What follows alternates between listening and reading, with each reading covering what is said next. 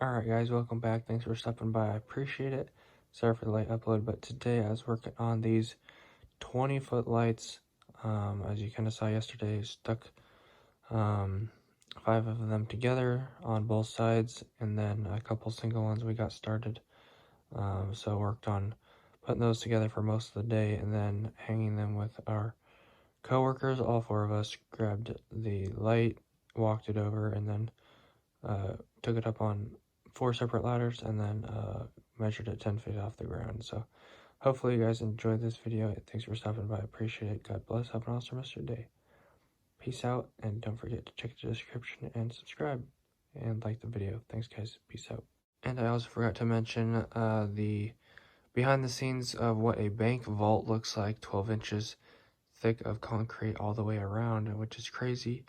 And just thought I'd give you guys a little sneak peek, and I thought it was super cool, so I wanted to share it with you guys. Thanks guys. Peace.